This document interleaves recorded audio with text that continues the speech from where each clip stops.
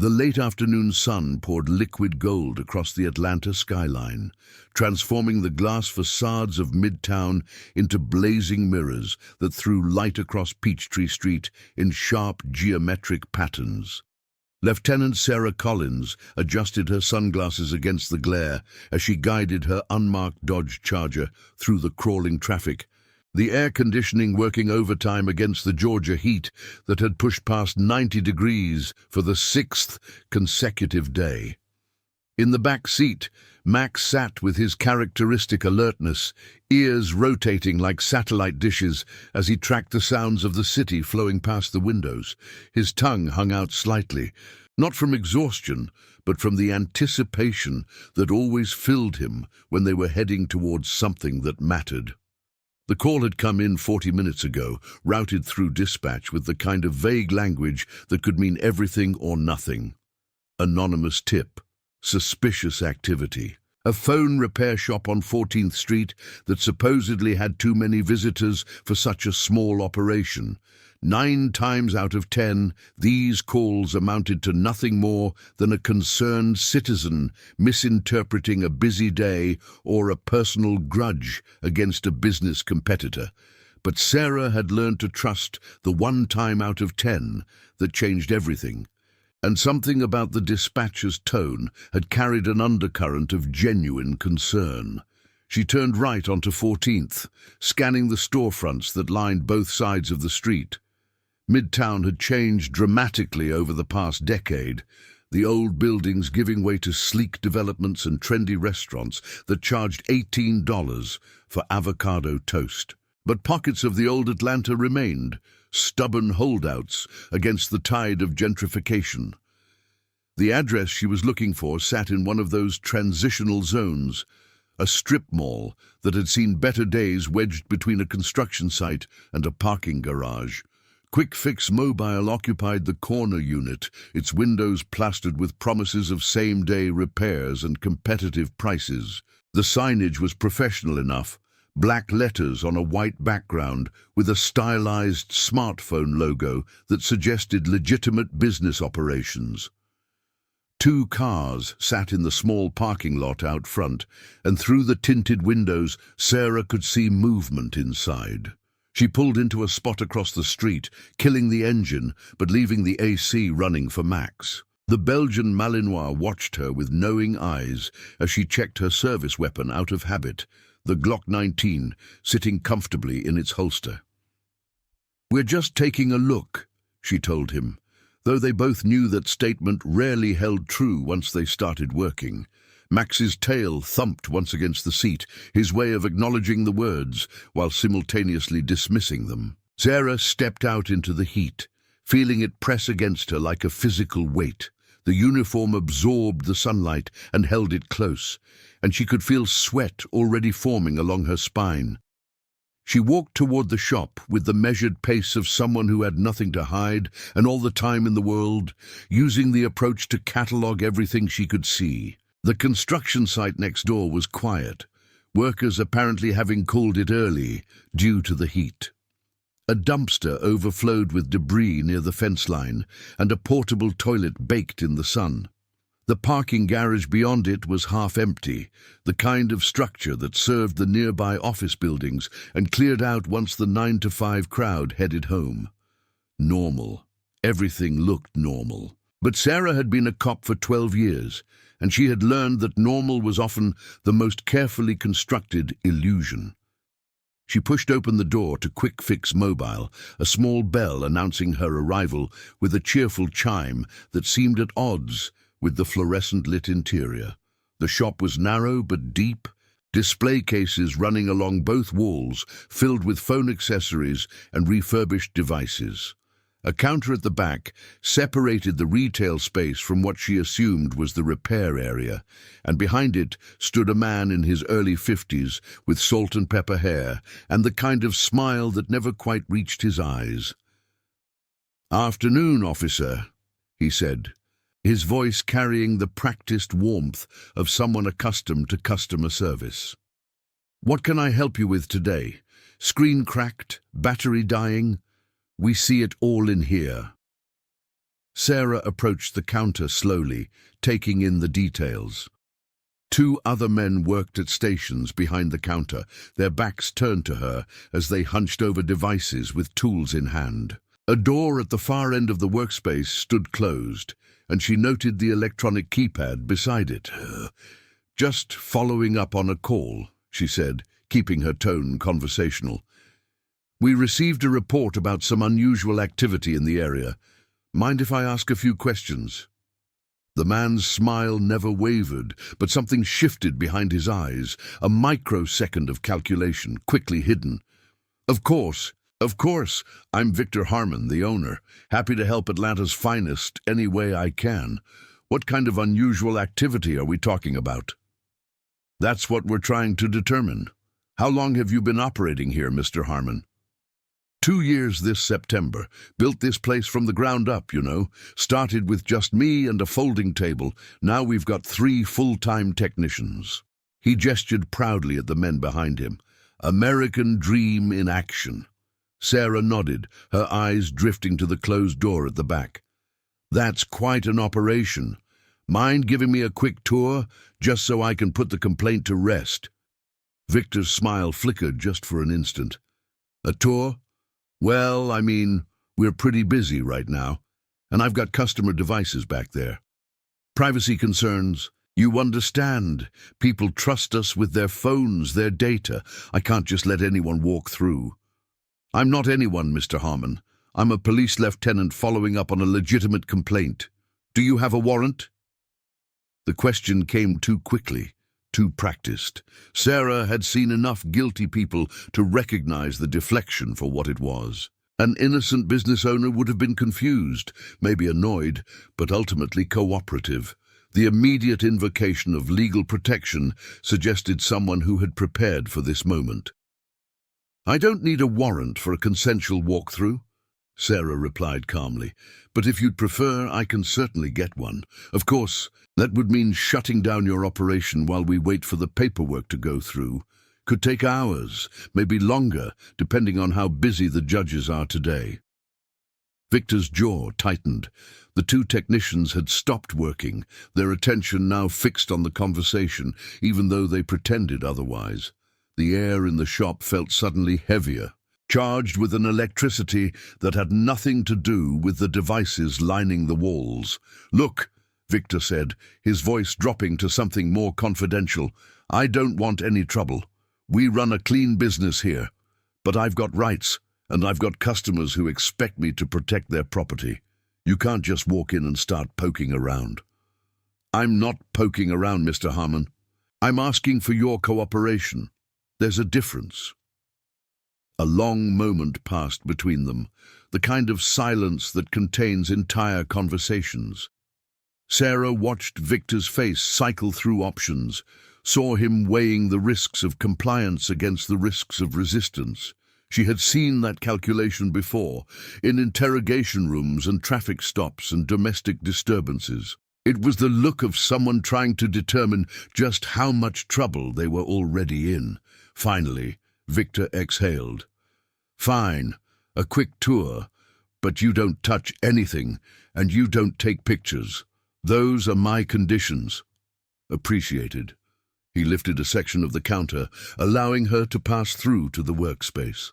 The 2 technicians watched her with carefully neutral expressions as she walked past their stations, noting the phones in various states of disassembly, the tools laid out with surgical precision, the small bins of screws and components sorted by size. "This is where the magic happens," Victor said, his tour guide voice back in place. "Screen replacements, battery swaps, water damage recovery. We handle about 40 devices a day, sometimes more." Sarah nodded, but her attention had fixed on the closed door at the back. Up close, she could see that the keypad was more sophisticated than the typical security system. The door itself was heavier than it needed to be, the frame reinforced with steel plates that had been painted to match the wall. "What's through there?" "Storage," Victor said quickly. "Just extra inventory. Phone cases, charging cables, that kind of thing. Mind opening it? I told you, I've got concerns about customer privacy. There could be devices back there waiting for pickup. I thought you said it was storage, inventory. Now it's customer devices. Victor's smile had completely disappeared. It's both. We're a full-service operation. Sarah turned to face him fully, crossing her arms over her chest. Mr. Harmon, I'm going to be straight with you. Your story is changing, and that concerns me. The complaint we received was specific enough to warrant a follow-up, and your reluctance to cooperate isn't doing anything to ease my suspicions. Now, you can open that door voluntarily, or I can make a call and have a warrant here within the hour. Your choice. The silence stretched again, longer this time. Sarah could hear the hum of the fluorescent lights, the distant rumble of traffic from Peachtree Street, the faint whir of a ceiling fan working against the heat.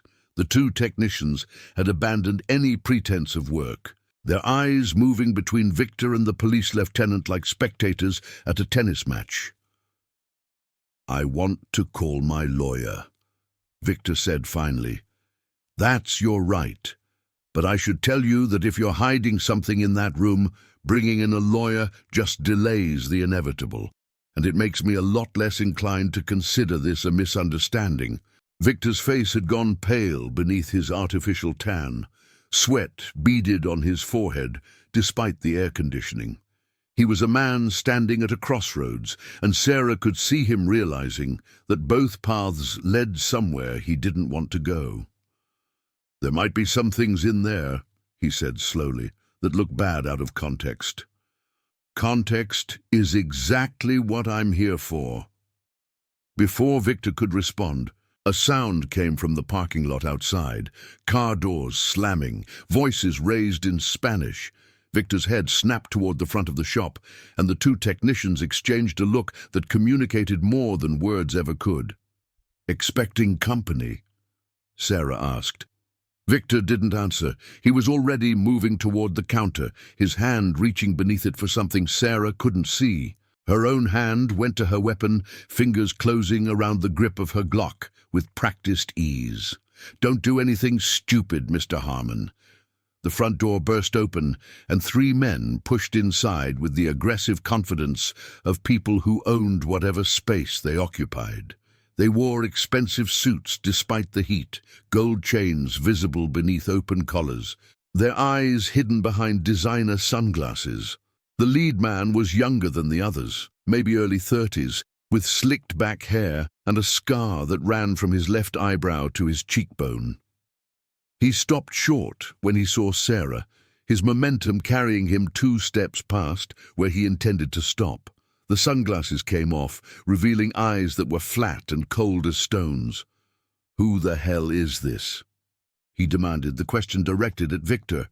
"Police," Victor said, his voice strained. "Just a routine check. It's fine, Marco. Everything's fine." Marco. Sarah filed the name away, her mind racing through databases of known associates and criminal enterprises. The name didn't immediately register, but the body language told her everything she needed to know. These were not customers coming to pick up repaired phones. "Routine check," Marco repeated, his accent placing him somewhere in South America. "Colombia, maybe. Or Venezuela. And you let her in? Let her walk around?" He turned to Sarah, his smile displaying teeth that were too white, too perfect. "Officer, I think there's been a misunderstanding.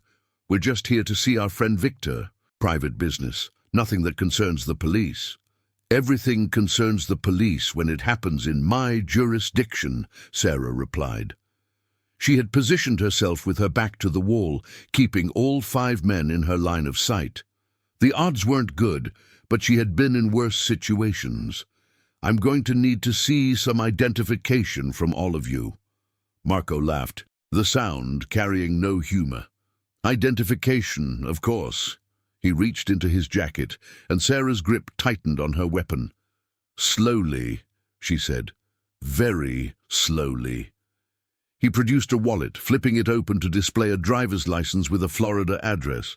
Marco Reyes, legitimate businessman, import-export mostly. I'm in Atlanta looking at investment opportunities. What kind of investments?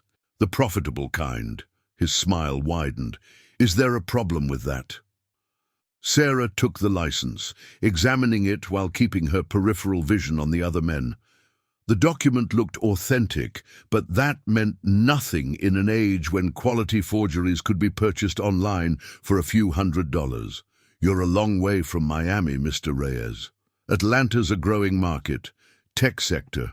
Logistics, real estate. Lots of opportunity for someone with vision. And what's your connection to Mr. Harmon here? Marco glanced at Victor, who had gone from pale to grey. Victor is a consultant. He helps me identify opportunities in the mobile technology space. Repair shops, refurbishment operations, that kind of thing. Very boring stuff, really. Numbers and spreadsheets. The lie was smooth, practiced, delivered with the ease of someone who had told it many times before. But Sarah had been watching Victor's face, and the terror there told a different story entirely. Whatever was happening in this shop, Victor Harmon was in far over his head, and Marco Reyes was the weight that was dragging him under. I'm going to need you all to wait here while I call this in, Sarah said, reaching for her radio. Don't make any sudden moves. Marco's smile didn't waver. Of course, we have nothing to hide. But even as he spoke, one of the technicians was moving. He had edged toward the back of the workspace, his hand reaching for something beneath his station. Sarah caught the movement in her peripheral vision and turned just as he produced a compact pistol from its hiding place. "Gun!" she shouted, dropping into a crouch as she drew her own weapon. The next few seconds happened in fragments, moments of clarity separated by adrenaline and training. The technician fired, the shot going wide and shattering a display case full of phone accessories. Sarah returned fire, 2 controlled rounds that caught him center mass and sent him crashing backward into a shelf of components. Marco was moving, pushing Victor toward the back door, while his 2 associates produced weapons of their own. Sarah dove behind the counter as bullets tore through the space where she had been standing. Plastic and glass exploded around her, raining down in a deadly confetti. She keyed her radio, her voice steady despite the chaos. "Dispatch, this is Collins. Shots fired at Quick Fix Mobile, 14th Street. Multiple armed suspects. Officer needs assistance." The radio crackled back, but she couldn't hear the response over the gunfire. She popped up from behind the counter long enough to squeeze off 3 rounds, sending one of Marco's associates stumbling backward with a bloom of red spreading across his designer shirt. The back door slammed open, and she heard the electronic keypad beeping as someone punched in a code. Marco and Victor were trying to escape, and whatever was behind that door was important enough that they were willing to risk a firefight to protect it. Sarah made a decision. She burst from behind the counter in a dead sprint, trusting her vest to stop anything that came her way. The remaining associate fired at her, but the shots went wide, his aim compromised by fear and adrenaline. She tackled him at the waist, driving him into the wall with enough force to knock the weapon from his hand. A quick elbow to his temple put him down, and then she was through the doorway and into whatever lay beyond. The back room was larger than she expected, stretching back into space that shouldn't have existed based on the building's exterior. Fluorescent lights buzzed overhead, illuminating rows of tables covered with electronic equipment, laptops, data readers, stacks of phones in various states of disassembly, and what looked like industrial-grade servers humming away in the corner. Cables snaked across the floor like synthetic vines, connecting everything in a web of stolen information. Marco stood at the far end of the room, one hand gripping Victor's collar, the other holding a pistol pressed against the shop owner's temple. His eyes had lost their earlier amusement, replaced by something desperate and dangerous. "Drop your weapon," he said, "or I put a bullet in his brain." Sarah kept her Glock raised, sighting down the barrel at Marco's face. "You're not getting out of here, Reyes. Building surrounded by now. You heard me call it in. Then we're at an impasse, aren't we? Marco pressed the pistol harder against Victor's skull, eliciting a whimper from the terrified man. "But here's the thing, officer. I don't think you want Victor's blood on your hands. He's just a businessman who got in over his head. The real criminals are the ones who set all this up. Let me walk out of here, and I'll tell you everything." "You'll tell me everything anyway, right after I arrest you for attempted murder of a police officer." Marco laughed, but there was no humor in it now. "You're not thinking clearly. Look around you. This operation has been running for 2 years, moving data on thousands of people across the city. Bank accounts, medical records, social security numbers. The people behind this don't leave witnesses. If you arrest me, they'll have me killed before I ever see a courtroom.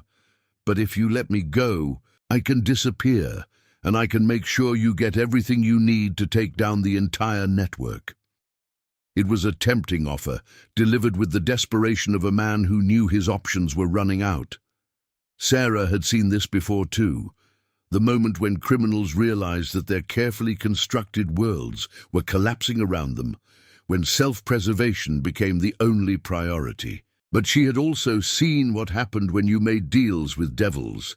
They always found a way to twist the terms in their favor. "Here's my counteroffer," she said. "You drop your weapon, let Victor go, and I don't shoot you in the face. That's the best deal you're going to get today." The standoff stretched across seconds that felt like hours. Sarah could hear sirens in the distance, growing closer.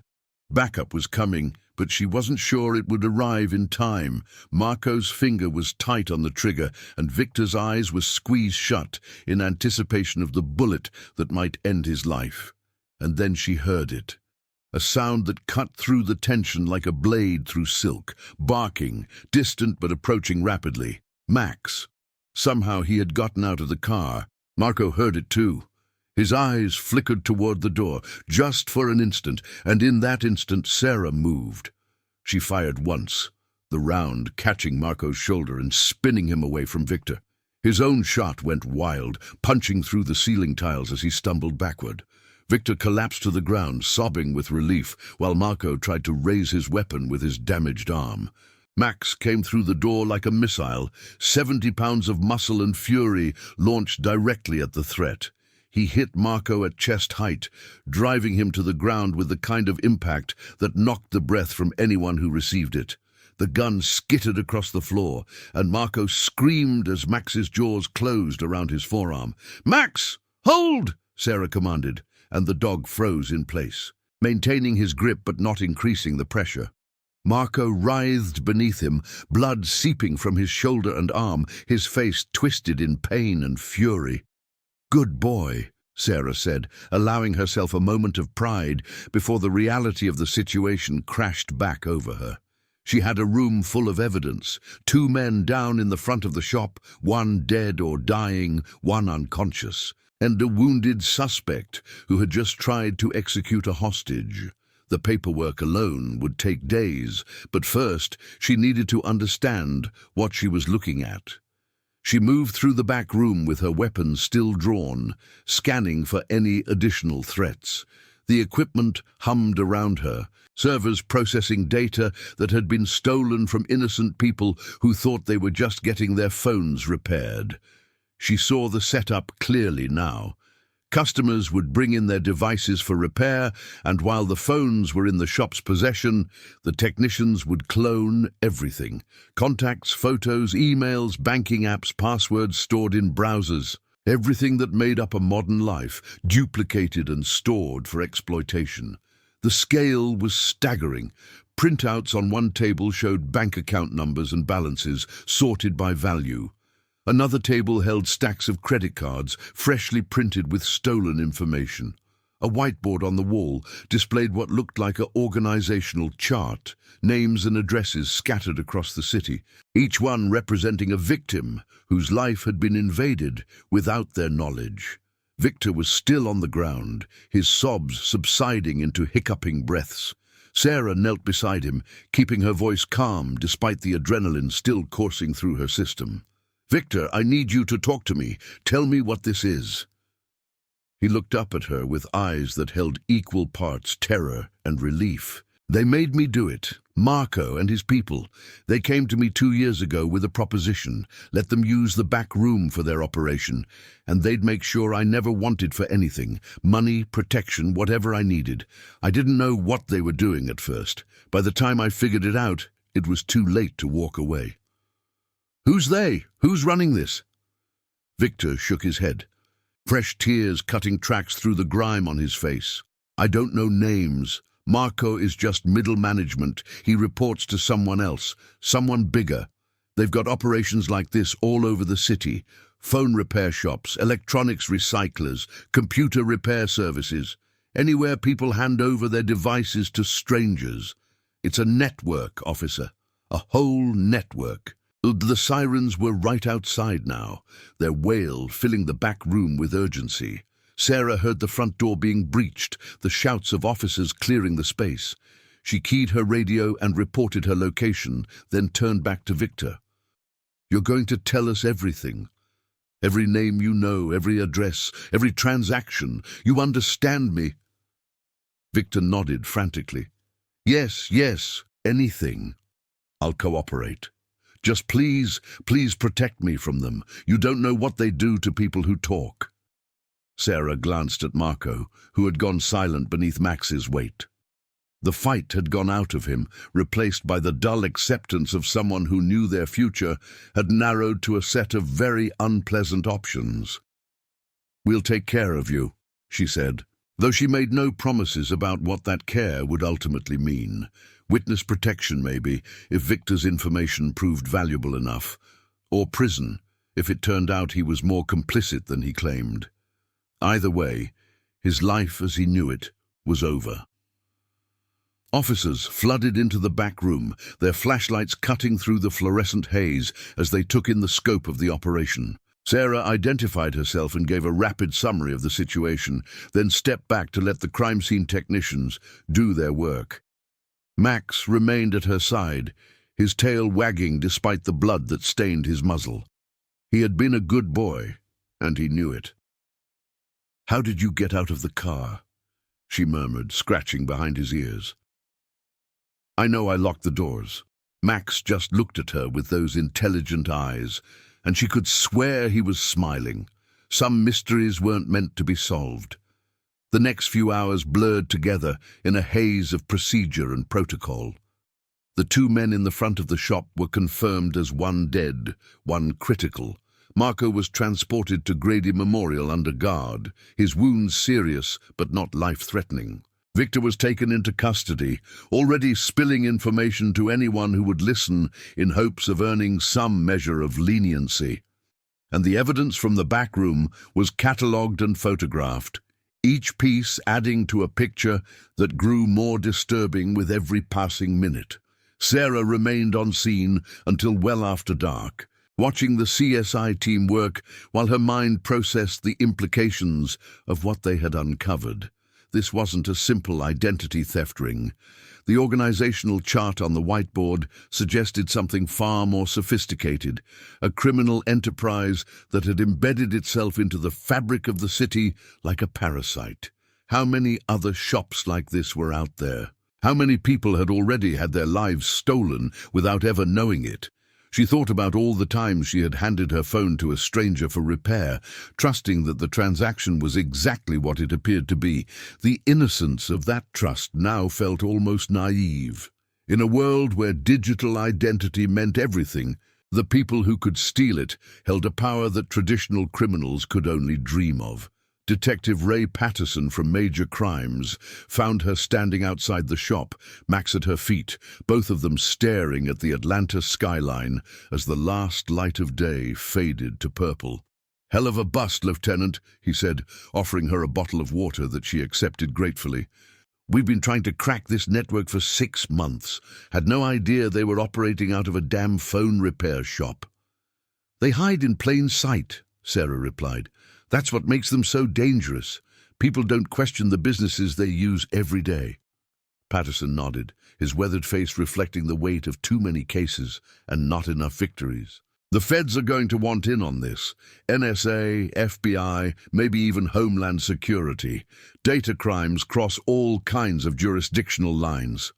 Let them have it. I just want to know how deep this goes. Based on what we're pulling from those servers? Deep. Real deep. We've got preliminary data on at least 3,000 victims across the metro area. Bank fraud, tax fraud, medical insurance fraud. These guys were running the whole playbook. Sarah closed her eyes, feeling the exhaustion finally catching up to her. 3,000 victims, 3,000 people whose lives had been invaded, exploited, sold to the highest bidder. And this was just one node in a larger network.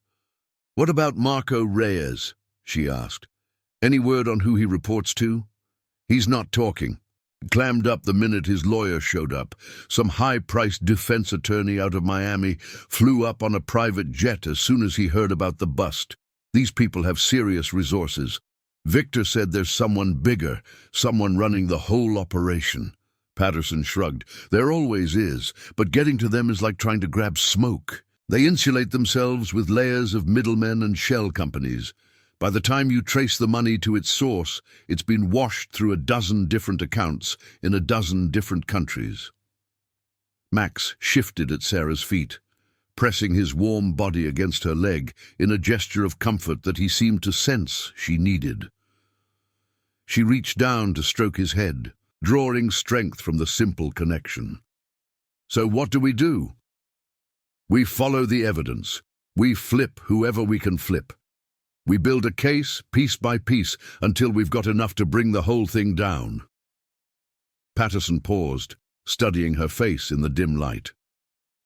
"You did good work today, Collins. Walked into what should have been a routine check and ended up breaking open one of the biggest identity theft operations in the city's history. That's the kind of thing that gets noticed." "I was just doing my job."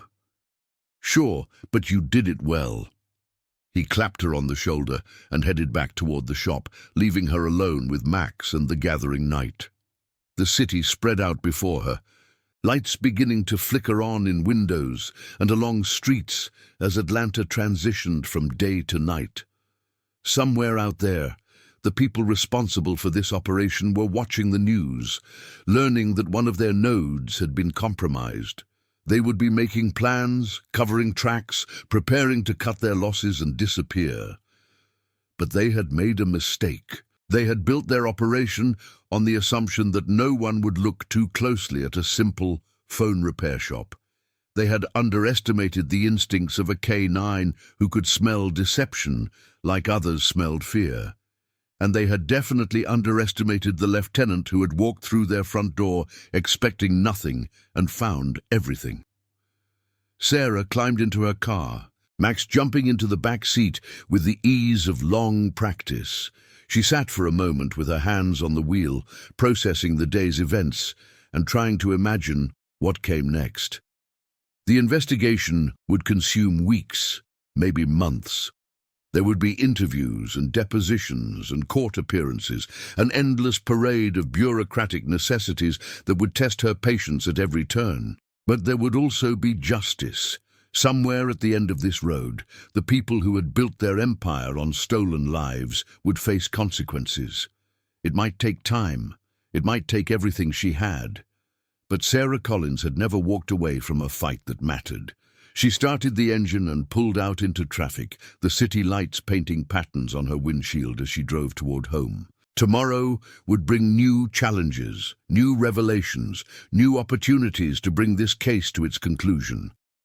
Tonight, she needed rest, and maybe a little time to appreciate the partner who had, once again, proven that he was worth more than any piece of technology ever created.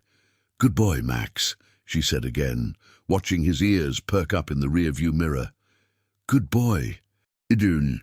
The investigation formally began the next morning in a conference room at Atlanta Police Department headquarters, where representatives from half a dozen agencies gathered around a table covered with printouts and laptop screens.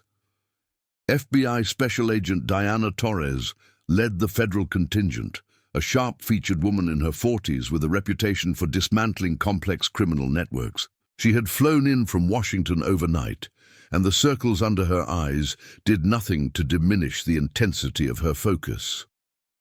"What you've stumbled into," she told the assembled group, "is one node of an operation we've been tracking for 3 years.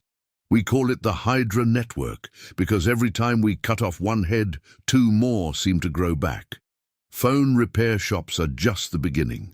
They've got people in hospital IT departments, bank call centers, DMV offices, anywhere personal data flows. They've found a way to tap into it." Sarah sat at the far end of the table, Max curled beneath her chair, his presence a comfort in a room full of territorial egos. "How big are we talking?"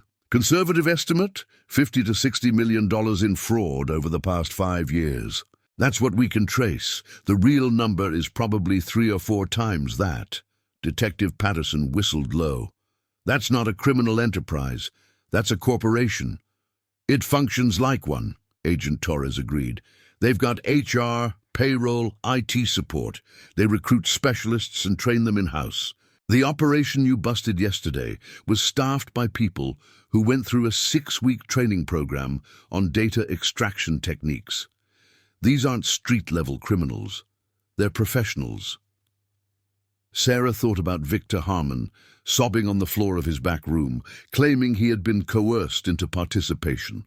It was hard to reconcile that image with the notion of professional criminals operating with corporate efficiency.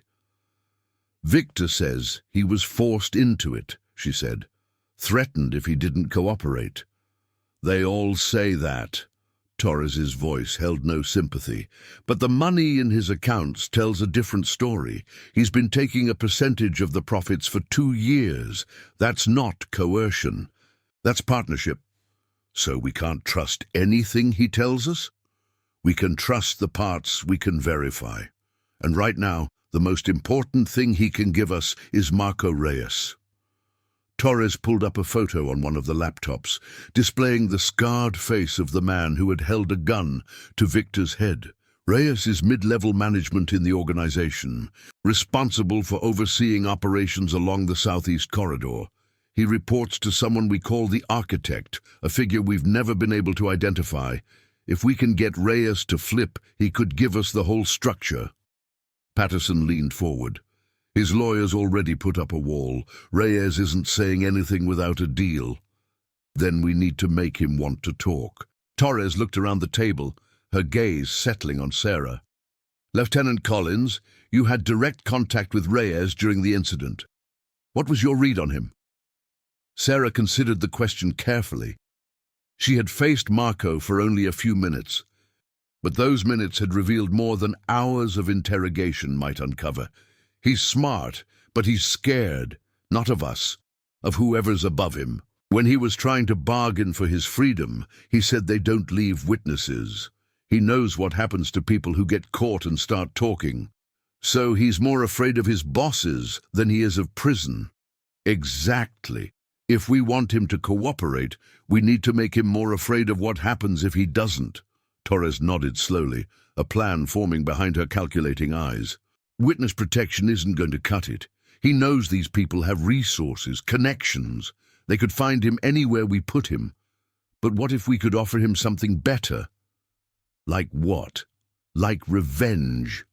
Torres smiled, and it wasn't a pleasant expression. "Reyes didn't rise to his position by being stupid. He knows the Architect will sacrifice him without a second thought if it means protecting the operation. What if we could make him believe that the Architect has already decided to cut him loose, that the only way to save himself is to burn everything down before they burn him?" The room was silent as the implication settled.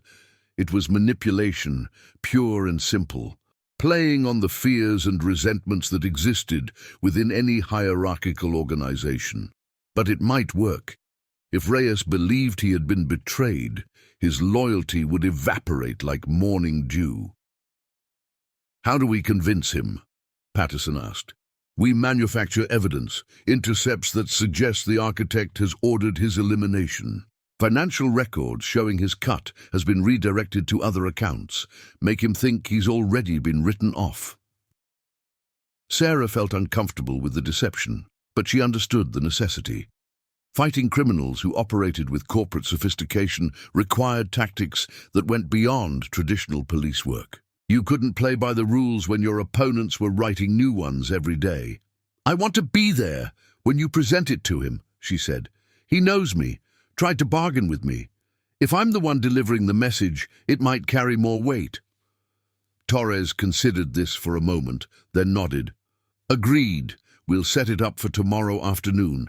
Give us time to put together the package." The meeting continued for another 2 hours, covering forensic analysis of the evidence recovered from Quick-Fix Mobile, coordination protocols between agencies, and media management strategies to prevent premature leaks. By the time it concluded, Sarah's head was swimming with information, but one thing remained clear. They had an opportunity to dismantle something truly massive, but only if everything went exactly right. She found a quiet corner of the building to take Max for a brief walk, letting him stretch his legs and relieve himself while she processed everything she had learned. The Hydra Network, $50 million in fraud, a mysterious architect pulling strings from the shadows. It felt like something out of a crime novel, not the kind of case that landed in the lap of a K-9 unit lieutenant following up on an anonymous tip. But here she was, standing at the center of something that could define her career. The question was whether she was ready for what that meant. Her phone buzzed with a message from her captain, requesting an update. She typed out a brief summary, promising a full report by end of day, then pocketed the device and headed back inside. There was work to do. The manufactured evidence came together faster than Sarah expected. The FBI's technical team was skilled at creating authentic-looking documents, and by the following afternoon, they had assembled a package that would convince even a skeptical observer. Intercepted communications suggesting a hit had been ordered on Reyes. Bank records showing his accounts being drained. Internal memos discussing the need to clean house in the wake of the Atlanta bust. Sarah reviewed it all in a small room adjacent to the interview suite where Reyes was being held. Agent Torres stood beside her, pointing out the details that would sell the deception. "The key is consistency," Torres explained. "Every piece has to support the same narrative. Reyes isn't stupid, and he's going to look for holes. We need to make sure there aren't any. What if he calls our bluff? Then we fall back on traditional pressure. His lawyer is already pushing for a deal, which means Reyes knows he doesn't have great options. If the manufactured evidence doesn't work, we lean on his legal exposure and hope that's enough." Sarah nodded, her jaw tight with tension. She had never been comfortable with deception, even in service of a greater goal. But she kept seeing the whiteboard from the back room, the names and addresses of thousands of victims who had no idea their lives had been stolen. Those people deserved justice, and if deception was the price of obtaining it, she was willing to pay. Let's do this. The interview room was deliberately sterile, grey walls and harsh fluorescent lighting, designed to drain the spirit from anyone who spent too much time within them. Marco Reyes sat at a metal table, his wounded arm in a sling, his face showing the strain of 48 hours in custody. His lawyer, a silver-haired man named Dominic Vance, sat beside him with an expression of cultivated boredom. Sarah entered first, followed by Torres. They took seats across from Reyes and his counsel, laying a manila folder on the table between them. "Mr. Reyes," Sarah began, "we need to talk." "My client has nothing to say without the offer of a formal agreement," Vance interjected smoothly. "If you're not prepared to discuss terms, this meeting is over." "Oh, we're prepared to discuss terms, just not the ones you were expecting." Sarah slid the folder across the table. "Take a look at what we recovered from your organization's servers." Reyes glanced at his lawyer, who nodded slightly.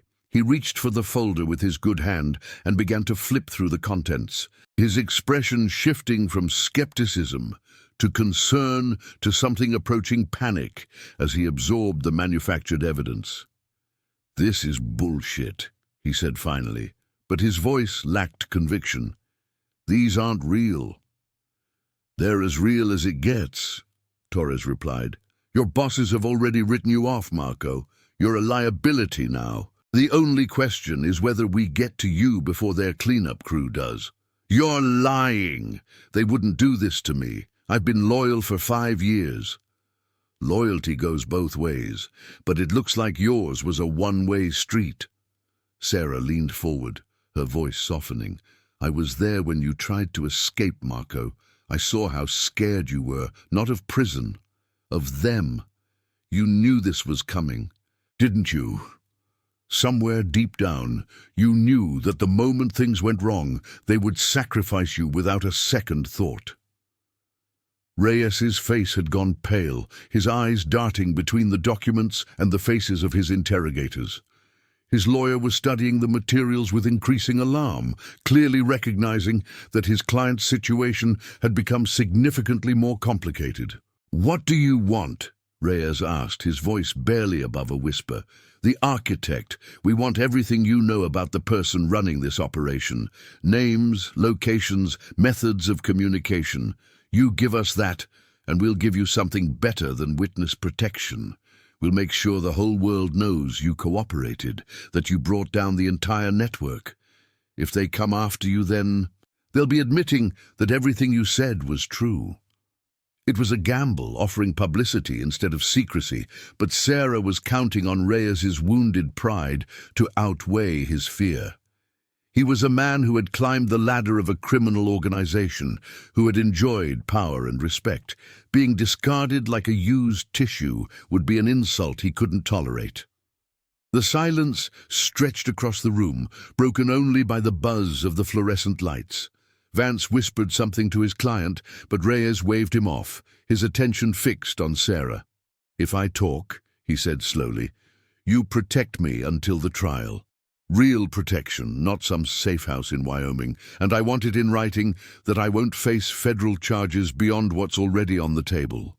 Torres nodded. "That can be arranged. And I want immunity for anything I reveal during the cooperation process, no matter how bad it sounds. Partial immunity. We'll consider each piece of information on its own merits." Reyes laughed bitterly. "You're not in a position to negotiate. Without me, your case stops at a phone repair shop in Atlanta. I can give you the whole country." Sarah glanced at Torres, reading the calculation in the federal agent's eyes. The offer was risky, but the potential reward was enormous. If Reyes could truly deliver the entire Hydra network, the immunity he was requesting would be a small price to pay. "Full immunity," Torres said finally, "for information that leads to successful prosecution of senior leadership. But if you hold anything back, if we find out later that you knew things you didn't share, the deal is void, and you face every charge we can throw at you." Reyes considered this for a long moment, then extended his good hand across the table. "Deal." The debriefing took 3 days, during which Reyes poured out everything he knew about the organization he had served. The architect was a woman named Elena Vasquez, a former tech executive who had seen the potential for digital identity theft years before the rest of the criminal underworld caught on. She had built the Hydra network from nothing, recruiting talent from the tech industry and organized crime alike, creating a hybrid organization that combined the efficiency of a corporation with the ruthlessness of a cartel. Vasquez operated from a compound in Costa Rica, insulated from American law enforcement by geography, and a web of corrupt officials who received generous payments to look the other way.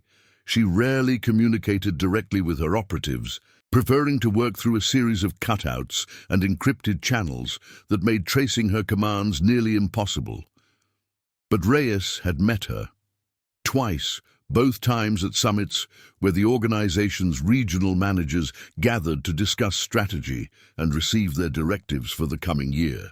He described her in detail, tall, dark-haired, mid-50s, with the kind of cold precision that suggested she viewed everyone around her as either an asset or a liability. "She doesn't trust anyone," Reyes explained during one of the sessions. That's why she's survived so long. Every layer of the organization is compartmentalized. I know my region and a little about the others, but even I don't have the full picture. She's the only one who sees everything. Sarah absorbed this information with growing frustration. Vasquez was clearly the key to dismantling the network, but she was also virtually untouchable. Even with Reyes's cooperation, they would need something more concrete to bring her down. "What about money?" she asked. "Where does she keep her assets? Banks in Panama, Cayman Islands, Switzerland? The usual places, but she's paranoid about digital trails, so a lot of it is in physical form. Cash, gold, precious stones. She's got a vault at her compound that supposedly holds enough to run the operation for years without touching the electronic accounts." Torres made notes on her tablet. "We'd need cooperation from Costa Rican authorities to touch any of that. And given what you've told us about corruption in their government, that's a long shot. There might be another way." Reyes hesitated, as if deciding how much to reveal. "Vasquez is coming to the States next month. She's got a meeting set up with some new investors, people who want to expand the operation into the medical records sector. Hospitals, insurance companies, big money. Where? Miami. She's using a front company to book a hotel suite, somewhere she can conduct business without raising suspicions. If you could get to her there, you wouldn't need Costa Rica at all." Sarah felt her pulse quicken. This was the opportunity they had been hoping for, a chance to take down the architect on American soil where they had jurisdiction. But it was also a risk. Vasquez hadn't survived this long by being careless, and if she got wind of the operation before they could move, she would disappear like smoke. "How sure are you about this meeting?" Torres pressed. 90%. I saw the preliminary communications before I got arrested. She was excited about the medical sector possibilities, called it the next frontier, and she would actually attend in person, not send a representative. For something this big, she'd want to be there herself. She doesn't trust anyone else to negotiate on her behalf. Torres and Sarah exchanged looks, a silent conversation passing between them. This was it, the moment that would determine whether months of investigation bore fruit or withered on the vine. "We need to bring this to Washington," Torres said. "If we're going to move on Vasquez, it has to be perfect. One chance, no mistakes." Sarah nodded. "I want to be part of the team." "Collins, this is federal jurisdiction now. You've done incredible work, but the takedown itself needs to be handled by people who specialize in this kind of operation. With respect, Agent Torres, I'm the one who walked into that phone repair shop. I'm the one who got Reyes to talk. And if something goes wrong, I'm the one who's going to have to explain to 3,000 victims why we let the person responsible slip through our fingers. I've earned a place in that room." Torres studied her for a long moment, assessing her determination. Finally, she nodded. "I'll make the request. No promises, but I'll make the request." The next 3 weeks were a blur of preparation. Federal resources flowed into the investigation like water through a broken dam, bringing with them surveillance teams, forensic accountants, and tactical specialists who spent their days planning every possible scenario for the Miami operation. Sarah found herself shuttling between Atlanta and Washington, attending briefings and providing context on the local aspects of the case. Through it all, Max remained her constant companion. She had obtained special dispensation to bring him to the federal facilities, arguing that his presence was essential to her focus and effectiveness. The truth was simpler. She needed him, needed his steadiness, his unconditional loyalty, his ability to remind her that some things in the world were still pure. The plan that emerged was elegant in its simplicity. Vasquez's meeting with the potential investors was scheduled at a luxury hotel in South Beach, a glass and steel tower that catered to wealthy international clients. Federal agents would pose as hotel staff, positioning themselves throughout the building while a separate team monitored the exterior. When Vasquez arrived, they would wait until she was inside the meeting room, then move in simultaneously from multiple angles. No escape routes, no warning, no chance for her to activate whatever contingency plans she certainly had in place. Sarah was assigned to the exterior team, watching the front entrance with Max at her side. It wasn't the position she had hoped for, but she understood the reasoning. The interior operation required federal credentials and training she didn't possess.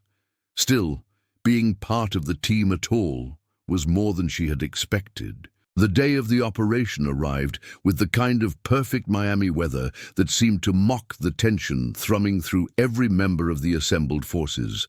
Clear skies, gentle breeze, temperatures in the mid-70s. Tourists strolled past the hotel in beach attire, completely unaware of the drama about to unfold within.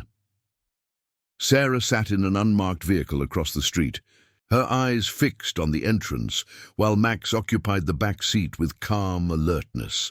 The radio crackled with routine check-ins from other positions, each team confirming their readiness. Somewhere inside the hotel, Agent Torres was coordinating the final details. At exactly 2 o'clock, a black Mercedes with tinted windows pulled up to the entrance. Sarah felt her heart rate increase as the doors opened and 3 figures emerged. 2 were obviously bodyguards, large men with alert eyes and bulges beneath their jackets that suggested concealed weapons. The third was a tall woman with dark hair pulled back in a severe style, wearing a business suit that probably cost more than Sarah made in a month. Elena Vasquez. She was older than the description suggested, or perhaps it was just the weight of command that added years to her appearance. Her face was impassive, revealing nothing as she surveyed the entrance before stepping through the doors. The bodyguards flanked her like shadows, their movements synchronized in a way that spoke of long practice. "Primary target has entered the building," Sarah reported into her radio. 2 bodyguards, no other visible support. "Copy that," came Torres's reply.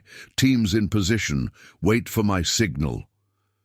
The minutes crawled past with agonizing slowness. Sarah watched the entrance, watched the pedestrians, watched everything and nothing at the same time. This was the hardest part of any operation, the waiting, the not knowing what was happening inside while others took the risks. Then the radio exploded with noise, shouts, commands, the unmistakable sound of a struggle. Sarah was out of the car before she consciously decided to move, Max at her heels, both of them sprinting toward the entrance. Inside, the lobby was chaos, guests screaming, staff diving for cover, federal agents wrestling with figures in black.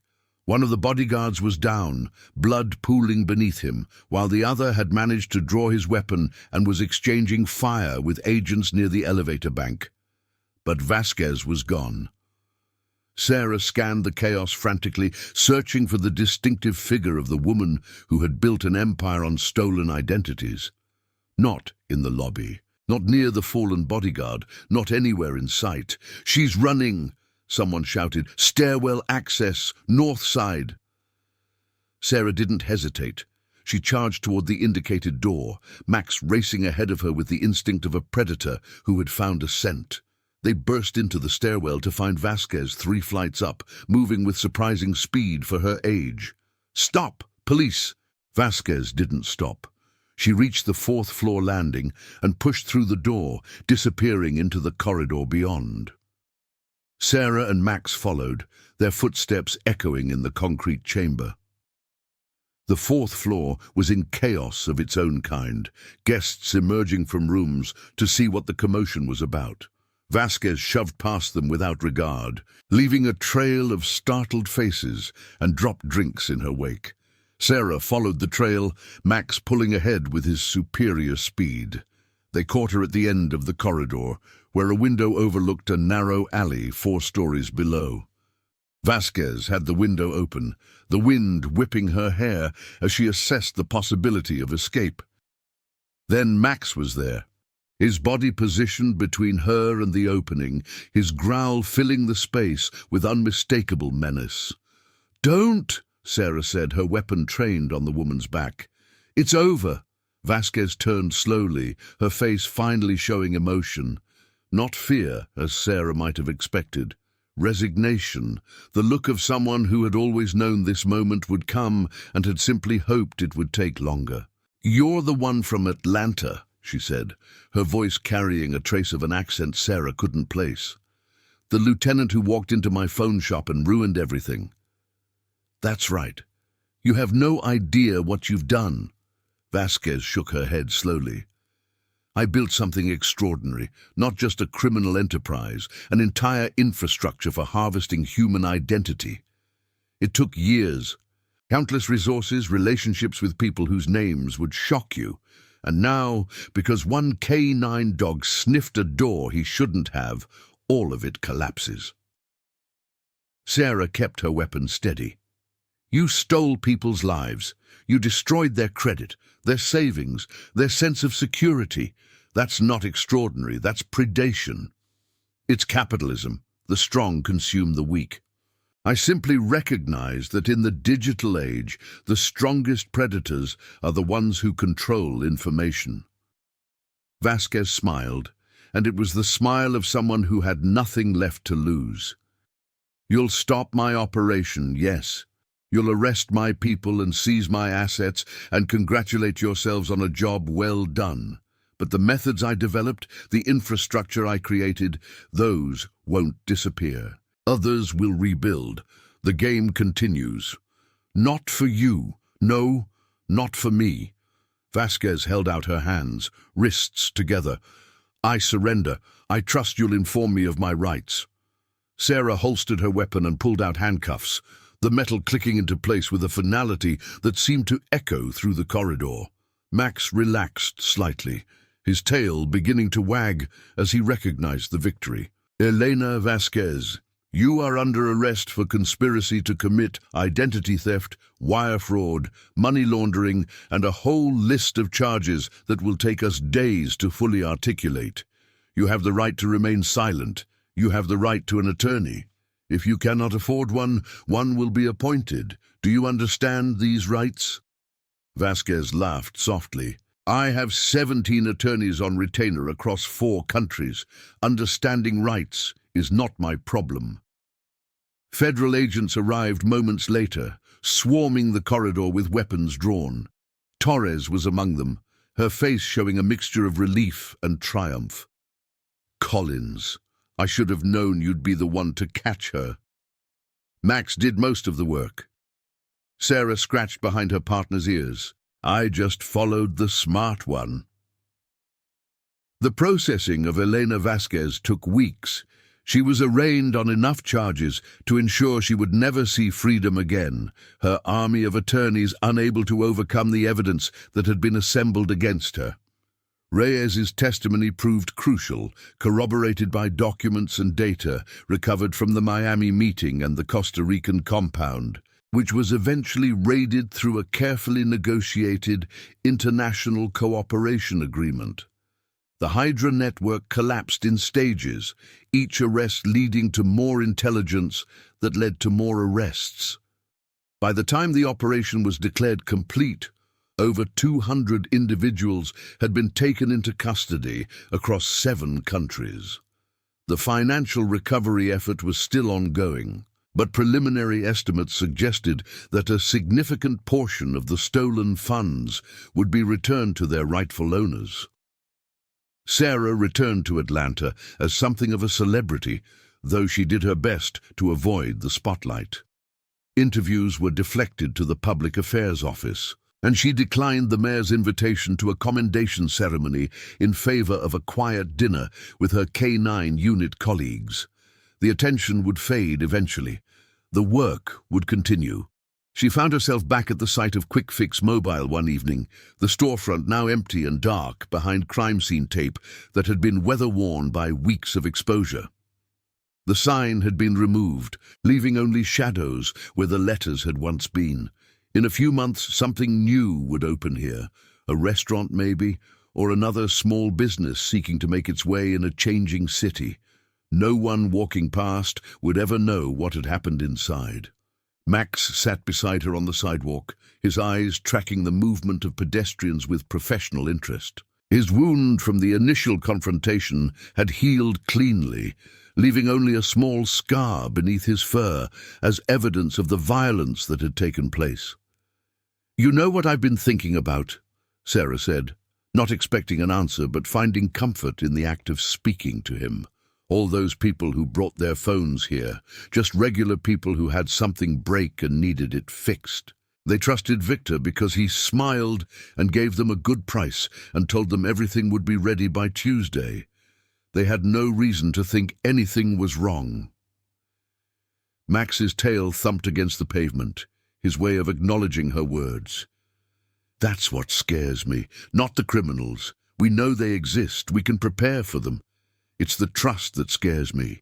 The way we hand over pieces of our lives to strangers every day without ever questioning whether they deserve that trust.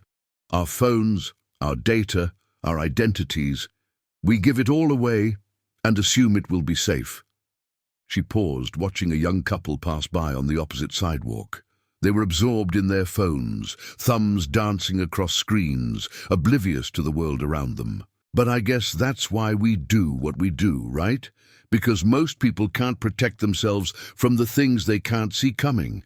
They need someone watching out for them, someone who asks the questions they don't think to ask. Max looked up at her with those intelligent eyes, and Sarah could swear she saw understanding in their depths. He was a dog, yes, limited in the ways that all dogs were limited, but he was also something more. A partner who had been with her through dangers that would have broken lesser spirits. A friend who asked nothing but her presence in return for his absolute loyalty. "Good boy," she said, the words carrying weight far beyond their simplicity. "Let's go home." They walked together through the Atlanta evening. Lieutenant and K-9, their shadows stretching long across the pavement as the sun descended toward the horizon. Behind them, the empty storefront stood silent, a monument to a criminal enterprise that had reached too far and grasped too much.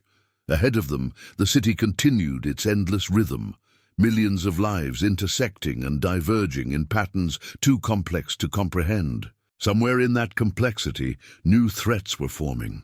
New criminals were hatching schemes, new victims were being targeted, new injustices were waiting to be discovered. Sarah knew this. She had been doing this job long enough to understand that victory was always temporary, that every case closed opened the door to the next one. But tonight, she allowed herself to feel the satisfaction of a battle won. The Hydra network was destroyed, its leader in custody, its operations dismantled. Thousands of people would recover their stolen identities and begin the process of rebuilding their financial lives. Justice had been served, imperfectly perhaps, but served nonetheless. And tomorrow, she would do it all again. The following months saw Sarah and Max return to their regular duties with the K-9 unit, working cases that ranged from drug interdiction to search and rescue. The fame from the Hydra takedown faded as new stories captured the public's attention. And Sarah was grateful for the anonymity. She had never wanted recognition. She had only wanted to do her job well. But the case had changed her in ways she was still discovering. She found herself paying attention to the small businesses she patronized, asking questions she wouldn't have thought to ask before. Where did they store customer data? Who had access? What happened to devices left for repair? Most of the time, the questions made people uncomfortable. Sometimes they made them angry. Occasionally, they revealed practices that, while not criminal, were careless enough to warrant concern. She became an advocate within the Department for Digital Security Training, pushing for resources to help officers recognize the signs of data theft operations. The brass resisted at first, arguing that such crimes fell outside the traditional purview of local law enforcement. But Sarah was persistent, And eventually, she secured funding for a pilot program that trained K-9 units to assist in electronic crime investigations. Max, of course, excelled in the new training. His nose couldn't literally smell data theft, but his instincts for detecting human deception proved just as valuable in interview rooms as they did in warehouse raids. He became something of a mascot for the program, his picture appearing in departmental newsletters and community outreach materials. "You're famous," Sarah told him one morning, showing him his photo on a recruitment poster. "How does it feel?" Max's response was to yawn and settle more deeply into his bed, clearly unimpressed by the trappings of celebrity. 1 year after the quick-fix mobile raid, Sarah received an unexpected visitor. Agent Diana Torres appeared at her desk one afternoon, looking tired but satisfied in the way of someone who had completed a long journey. "We got final convictions today," Torres said, settling into the chair beside Sarah's desk. "Vasquez and her top lieutenants. Combined sentences of over 300 years. None of them will ever see the outside of a prison cell." Sarah absorbed this news with a complex mixture of emotions.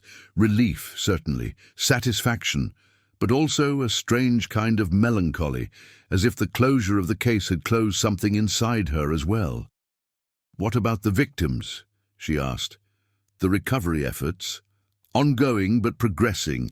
We've managed to restore stolen funds to about 60% of identified victims. The rest is tied up in international accounts that are taking longer to access. It'll never be perfect, but it's better than nothing." "Better than nothing." Sarah repeated the phrase, tasting its inadequacy. "That's what we always settle for, isn't it? Better than nothing." Torres studied her with the appraising gaze of someone who had seen too much to be surprised by cynicism. "You wanted perfect justice? People who do what we do don't get that luxury. We get incremental progress. We get small victories in a war that never ends. If you're looking for something more satisfying, you're in the wrong profession." "I know. I just wish it was different sometimes. Don't we all?" Torres stood, extending her hand.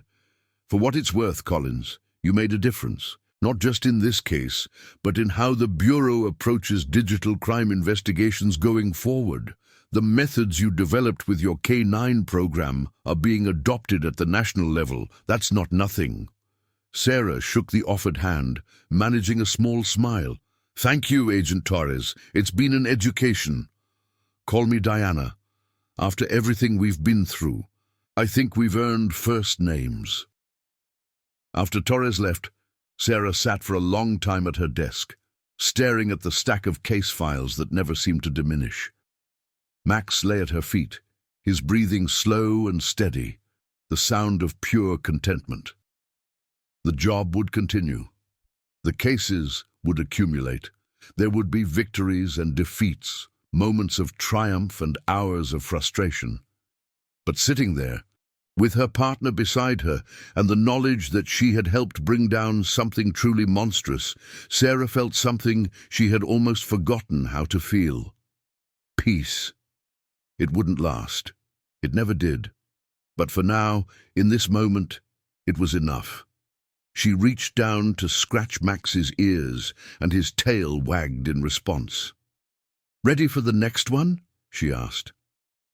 Max's ears perked up, his body tensing with familiar anticipation.